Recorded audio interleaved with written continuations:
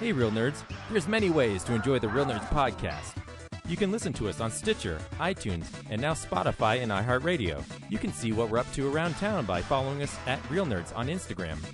And if you want to send us your thoughts, you can email us at realnerds@gmail.com or call us at 720-6nerds5.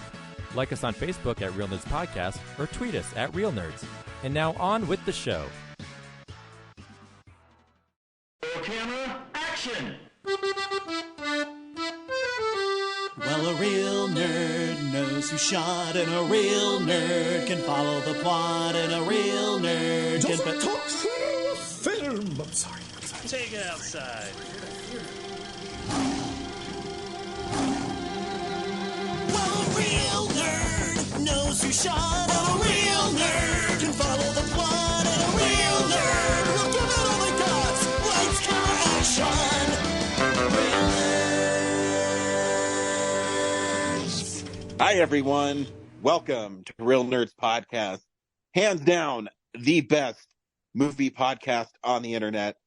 I am Ryan, and I am joined by my buddy Brad. Hey, what's up? Though, you know, living my life to the fullest, seeing movies every week and podcasting our experience to the world. This week, we saw The Substance. Stay tuned. We'll recommend the film or not, play the trailer, and then spoil the film. We'll also talk about possibly some movie news, if anything dropped.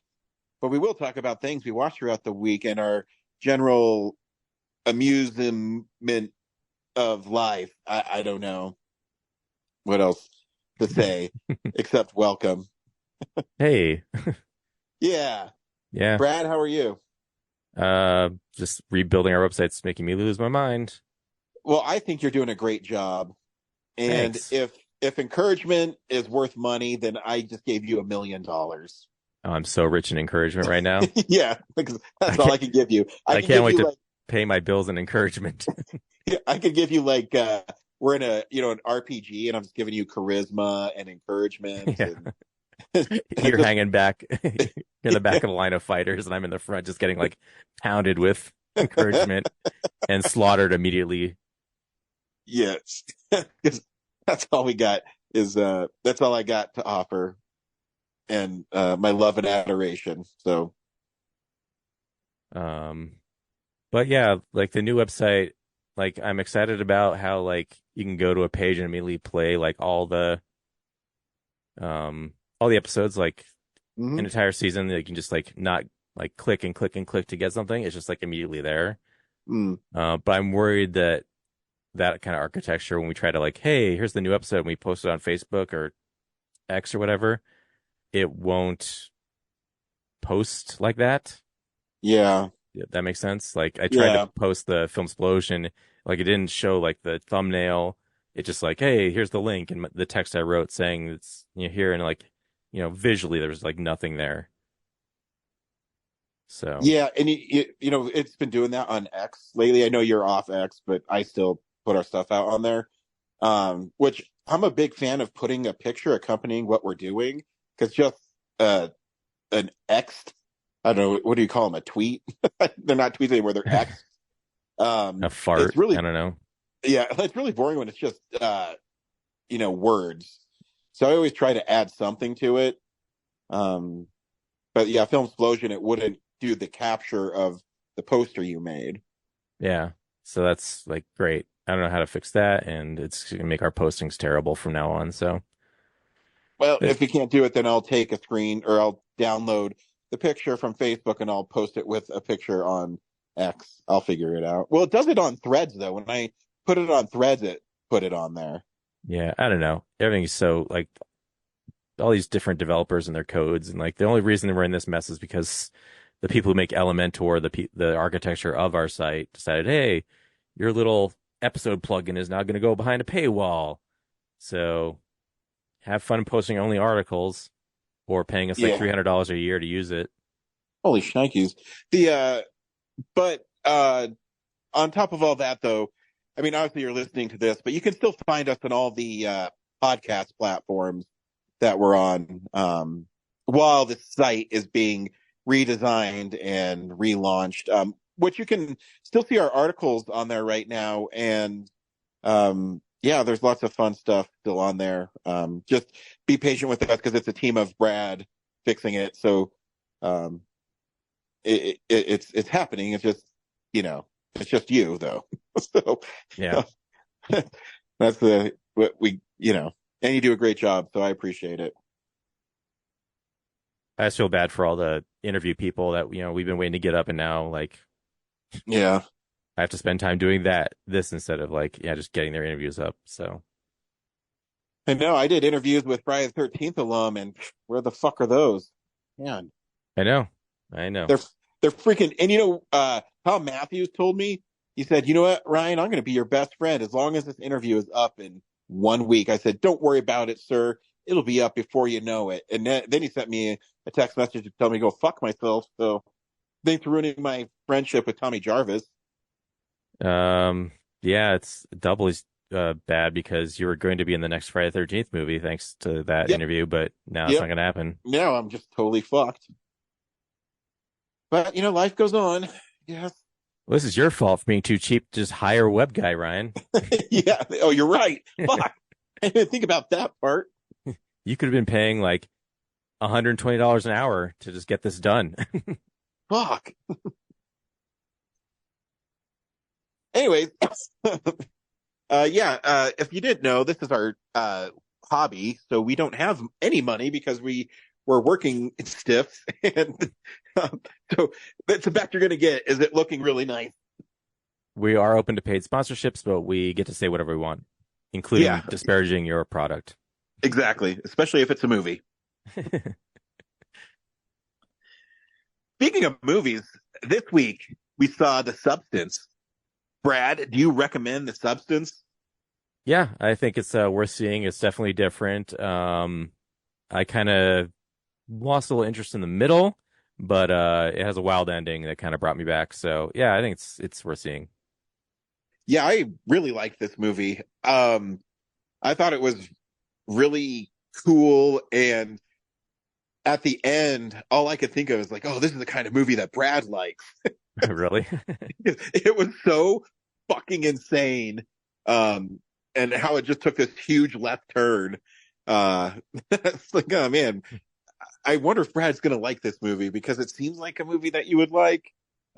Just because the ending is so off the rails, Because you like those kind of, not narratively structured movies that are, the same. Unconventional. Right. Yeah. Conventional structure of film. Yeah. So you should totally see it. It's one of my favorite movies of the year. Here's the trailer for The Substance.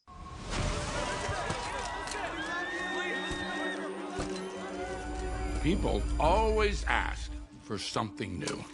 It's inevitable. At 50, well, it stops. Have you ever dreamt of a better version of yourself? Younger, more beautiful, more perfect.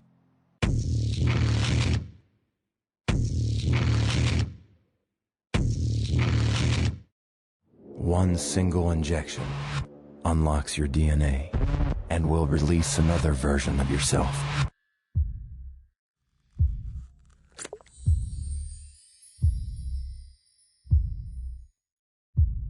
This is The Substance. I'm Sue.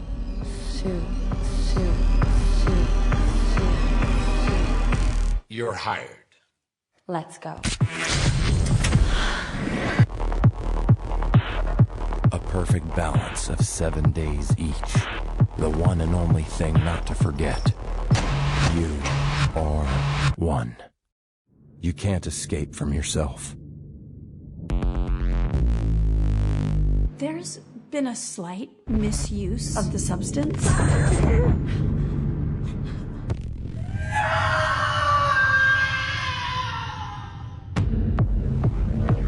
This balance is not working. Would you like to stop? Would you like to stop? Would you like to stop. I'm fine. Everything's fine. You have to Control yourself! Old, fat, disgusting!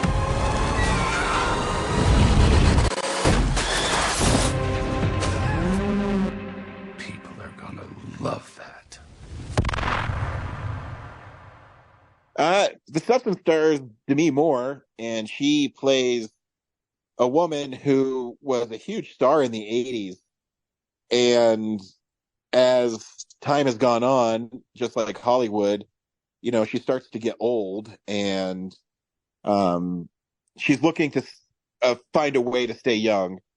And her name's Elizabeth Sparkle, and the movie opens with her walk on the Hollywood, or her star on the Hollywood Walk of Fame. She's a really big deal. And then it flash forwards, I guess 40 some years, where she's making some sort of like Fitness Jane show. Fonda workout video show. I think it's what's it? It has a name on the billboard of it's just like exercise show or something, like very bland and generic, just because it's like not important. Yeah, it's funny because this is why I do think you would like this movie, because it seems like it exists in a different world, or a hyper reality world. Yeah, that you seem to be gravitate towards to as a film consumer. And she gets this in this car accident on her way to home one day, when she finds out she's getting let go from this show by Dennis Quaid, who plays a TV exec, but he's like really over the top. And basically says she's too old, and so she's all, frazzled for that, because she realizes maybe her star is fading. She gets in a car accident, and while she's at the doctor's office, the nurse, he slides her a thing saying, "Call this, it can change your life." She does, and it's this stuff called the Substance that you inject in yourself, and it basically makes a young version that spawns out of you. And it can only be out for 7 days, and you have to come back for 7 days. And the reason is it basically you have to regenerate your spinal fluid or something. And of course, when she becomes the young, hot version of herself, she gets her old job back. In a way, her name's Sue. Played wonderfully by Margaret Qualley. I mean, I think she was great in the film. Yeah, and then of course the young hot self is still Demi Moore's character, but not really. And she doesn't want to come back. She wants to keep the young body, and when she does this, it kind of spirals out of control from there. Yeah, the instructions say like there aren't two of you. There's always just you. So don't. Yeah, what's the saying that they have? It's you are one or something. Oh, fuck. Something like that. Yeah. But it's very important because, as she, starts to enjoy her new life as a young person, she doesn't follow the rules, and it devolves into chaos. It does. Because it's a body horror film, and I looked up, dude. I didn't know Demi Moore. She's like in her 60s. I mean, it makes sense when you remove yourself and realize she's been making movies since the early 80s. But I thought she looked really good, and they did a really cool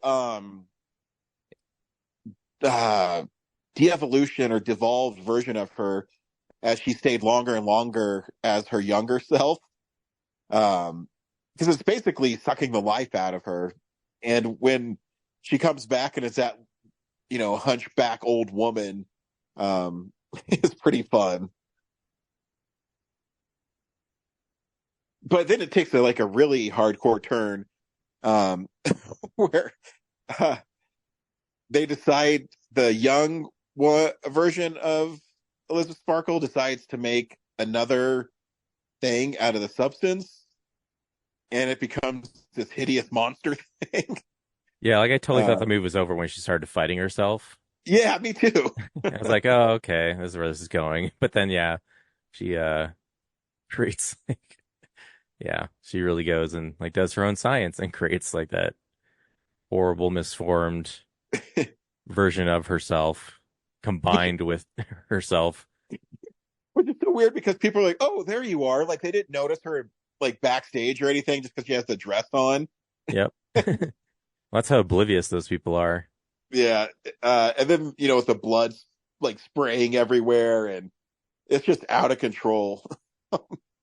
It's almost you have to see this movie to appreciate what's going on in it, because of the dying star, and Demi Moore is really great in it, and everything is so hyper. Even they go the extra length to make Dennis Quaid's Harvey really gross. When he's eating the shrimp and stuff, and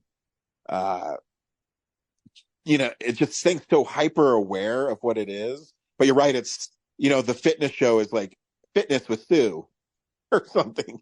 And I always thought they never asked for her social security number or anything, and she's just randomly there. And I'm like, okay, we're good with it. Yep. They, they're creeps and they just want a young woman to like help them make money.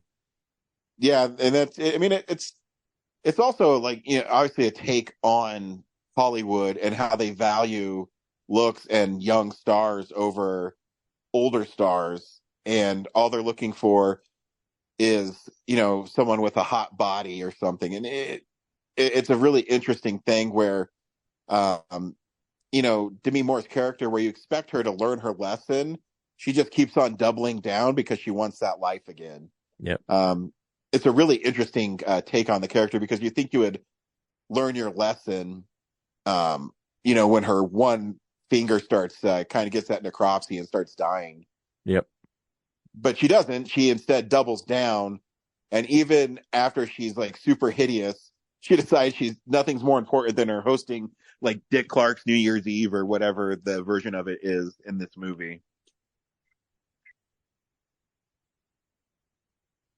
Yeah. So if you like body horror, like this movie's perfect. Yeah, it's gory and it's cool. I liked his other movie, or her other movie, I'm sorry, Revenge. I thought that's the person. Okay. Wow. Yeah. That was a while ago. Yeah.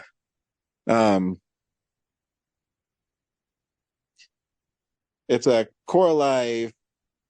I don't want to mispronounce her last name. It's definitely French. I think it's Farjit. Farjit. But yeah, she made Revenge as well, and that's a cool movie. And The Substance is a cool movie, but a lot different from Revenge. Holy shit! Oh yeah, Revenge is more of a straight.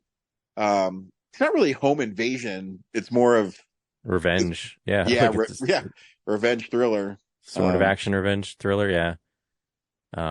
Yeah, this is like body horror for sure. Yeah, part at the end where the monster just starts exploding.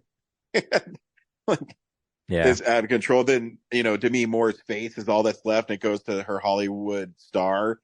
And then she just gets absorbed in it, and then she gets cleaned up like the street cleaner. And that's the end of the movie. Yeah, it's great how they did the bookends of like the movie starts with the her star, and then ends with her star. Yeah, it's just a really cool movie, and like I said, it's one of my favorite of the year, just because it was so bizarre, but I had a really fun time watching it. Yeah, if it wasn't for that ending, like I probably would have been like, oh, okay, I got it. But yeah, they went for it in that fourth act, I guess. Yeah, because it is a long movie too. Maybe that's my one critique of it, is it seems it's a little too long. But it works and it's fun, and like I said, I had a lot of fun watching it. Cool. Movie news is slow again this week. I don't know what's going on lately, but it doesn't seem like a lot of big things are happening. So we can skip it. Yeah, no, I was just about to. So let's dive into what we've been watching in a segment I call What We've Been Watching. So, this is the stuff we've been watching. Brad, what'd you watch this week? That's a pretty good name for it. Hey, dude, I don't even know how I come up with this shit.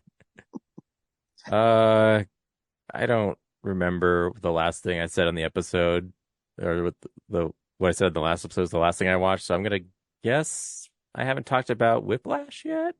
No, you have not. Um, yeah. So I watched Whiplash like 3 times in theaters this Oh week wow. because there wasn't a lot going on at 10:30 plus, except for that movie, which is being re-released for its 10th anniversary. Wow, I can't believe the movie's 10 years old. Yeah. And I only watched it once in the theater when it came out. So, That's a great movie. yeah, I forgot how good it is. I mean, it's pretty standard up until the final scene, which is just amazing. Yeah. And it like reminds me of Amadeus, where, Hmm. you know, genius collides at the end, and like, people who are at odds with each other were just like, oh, if only we'd work together. Yeah, set to music, and it's pretty awesome. So you haven't seen Whiplash? Was like the short film that they expanded into. Well, I recently found out it was Damien Chazelle like wrote a feature film, but then had to prove that it was worth doing. So he made the short film, which got traction. Then they took the short film and made it the full length feature. Miles Teller plays this student at I forget the university, and it's the best music college in the world. And he just wants to be the best drummer, and he has to learn from J.K. Simmons' character, who is a super hard ass, but like later on you find out he's rude and mean and because he just wants to also make students great, and I don't approve of his methods, but the conversation late in the movie where he explains like what he was trying to do, I get it, and there maybe is some truth to that, pushing people that hard, but I don't know. Yeah. So, but yeah, that final scene, like I go back to see it like that every time. Like that's the part where he's just like, J.K. Simmons is like, well, it's so messed up because like when Miles Teller goes after J.K. Simmons has been fired, he takes a job as like just a club musician. Mm-hmm. And then Miles Teller just watches him just play the piano. And then they have a conversation explaining like why things went they did. And then J.K. Simmons tricks him into going to being the drummer at this like festival performance, and switches the set on him so he can't play well at all. And then Miles Teller gives up, but then comes back shortly later and just like takes over the concert. And then Simmons is like, okay, he's doing good. Let's like, how far can we take this?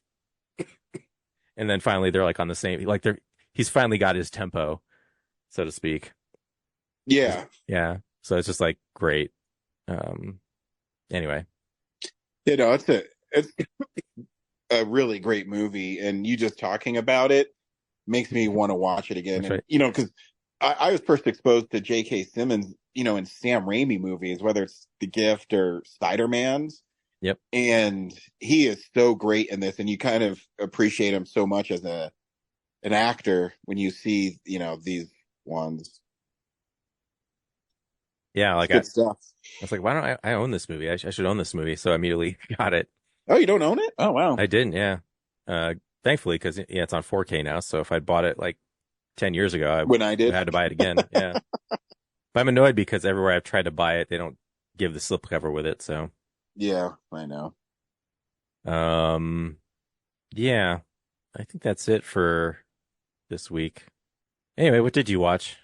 So I went and saw the documentary Casa Bonita, Mi Amor. Nice. Which was really fun. I mean, my favorite part was when Trey was being all the voices of the puppets. Yeah. Hey, everybody. Staying with parents divorced? Yeah. And I mean, his level of detail, which I already knew, which was really interesting, because if you've seen the South Park documentary 6 Days to Air, it had a lot of the same vibes with Trey and Matt, Yeah. Trey, and they even mentioned, I think, in both of the documentaries, Trey is so creative and always pushing, and Matt worries about the money and basically the business. And this documentary is really fun. But it's not, I guess it's not really a spoiler, but it kind of is. So, I mean, I don't care. At the end where Trey realizes he can't love Casa Bonita and go back after all the hard work he did because he's a distraction of what Casa Bonita is, it's kind of heartbreaking. Yeah. And those shots of him just wandering around and, being by himself, it kind of hit me in my heart. I was like, oh man. And a weird recreation of the episode of South Park where Cartman is like, he ruins the place, but he's like, was it worth it? Totally. Yeah. And when Matt and Trey are the skeletons talking is great. Yeah. It's just when you see what they did to preserve this Denver icon, I mean, how can you not respect those guys? Oh yeah, like no one should have gone through that, Yeah. They talk about how like if we can't fix it, I don't know who else would, like anyone else. No one would have. I mean, it would have just been torn down. Yep. Like these days, no one just like loves a thing. Like it has to be profitable. Yeah. And I did the math, and based on like they've been open for a year and what it costs for a table or per dinner, and how many people have already moved through there, I think they've made their 40 million back. Now it's just about like keeping it going. Yeah, and it's it's really keeping it going and keeping the standards of what he wants for it to be. Because I didn't realize how dangerous it was to be a cliff diver there. I'm like, oh my God, fuck. And we had friends in high school that were cliff divers. So, that place is gross. Oh I ate my there. God. I know, me too. And I drank that soda. Oh, dude, the soda. And when I was talking to my little guy, I took my buddy with it to it too, and he said, "Daddy, was that what Casa Bonita was like when you were a kid?" I said, "Yeah, but I didn't know it was that fucking gross."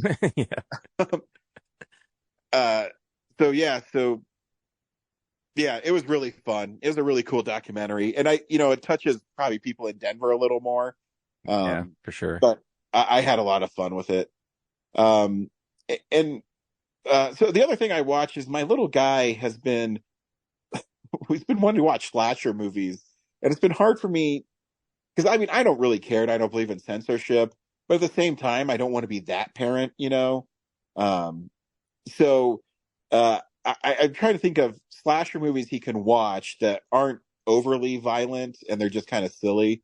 So we watched Child's Play 2 this week, and that one's pretty silly. The first Child's Play was darker than I remembered it when I rewatched it recently. But I remember Child's Play 2 is a little more goofy, where the guy, I always remember the dude getting the doll eye stuck in his gourd at the doll factory. And I go, this movie's pretty silly. He can handle it. And so he laughed at it. And he had fun when Chucky's like, women drivers, am I right? Silly things like that. If you don't know, and I still don't know why they did it, at the end of the first Child's Play, Chucky is melted in a fireplace. And for some reason, the good guys factory decides to like bring him back and make him brand new. And he comes back to torment Andy. So, pretty deep movie. You ever been a fan of the Child's Play movie, Brad? I like the idea of Chucky, but like I don't remember the movies that well. And I did watch them recently, and I wouldn't be scared by Chucky. I know. I wish I could just like kick the fuck out of him. You know exactly. what I mean? Like just punt him across the room. Like even if he stabs you in the leg, like you're not going to die. Exactly. He's a little plastic toy. Just fucking kick him. Yeah. But it's not being scared of Chucky. It's his personality that is fun. Is all I fall back on. Yeah. And that's all I watched this week. Cool. Next week we're seeing The Wild Robot, which looks great. Yeah. Stay tuned for that. You can, like we said at the beginning, you can follow us everywhere. So yeah. Thanks for listening, and we'll see you at the movies. who shine. And a real nerd can follow the plot. And a real nerd will give it all they got. Lights, camera, action. Real nerds. Thanks for listening to Real Nerds Podcast, a Nebulous Visions production. Stream or download episodes, read articles at realnerdspodcast.com. Stream us on Apple or Google Podcast, Stitcher, Spotify, or iHeartRadio. Follow us on Facebook, Real Nerds Podcast. Twitter and Instagram, @Real Nerds. Watch us on YouTube, Real Nerds Podcast. Email us at realnerds@gmail.com. Call us at 720-6nerds5. Thank you to Sparks Mandrill, Mike at Plan 9 Studios, and Bolognium for all of our groovy theme songs. And that's how you fucking do it!